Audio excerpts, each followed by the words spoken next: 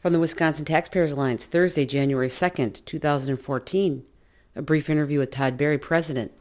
3, 2, 1. Discussions about state finances will increase as we move into 2014, an election year.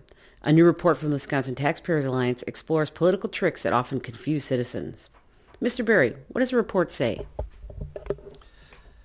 One of the problems that voters have faced over the last decade as the state has had recurring financial problems is that partisan politicians on both sides will cherry pick numbers from state reports in order to claim that the state is running a deficit or a surplus. The problem is that they'll pick and choose those numbers to make the point they want, even if it isn't true.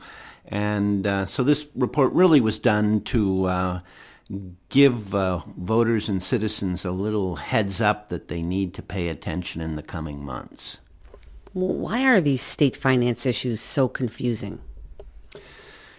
The problem is that politicians, again, regardless of party, can choose numbers from different documents that are issued at different stages in the state budget process, or even after the budget year is over, that the differences in timing and even accounting enable partisans to, more or less confuse people.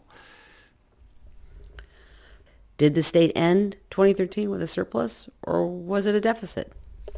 The short answer is yes, and this illustrates the problem that this whole surplus deficit debate can have, and that is in our budget, as the accounting is done for that, the state ended the fiscal year last June with over a $750 million surplus, a fairly sizable number and the largest in over 10 years.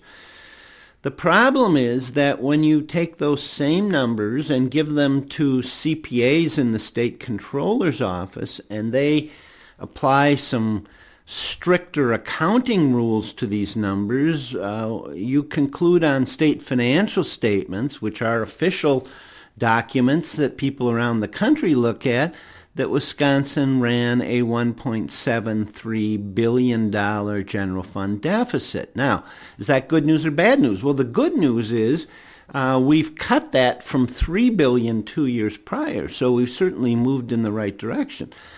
The problem is it still is a deficit due to some accounting rules and some past budget tricks. And so depending on what side of the political fence you're on, you'll pick one or the other argument to make the case that things are pretty good or things aren't very good. Well, that's really confusing for voters. So what's a key thing they need to remember when politicians start talking surplus and deficits?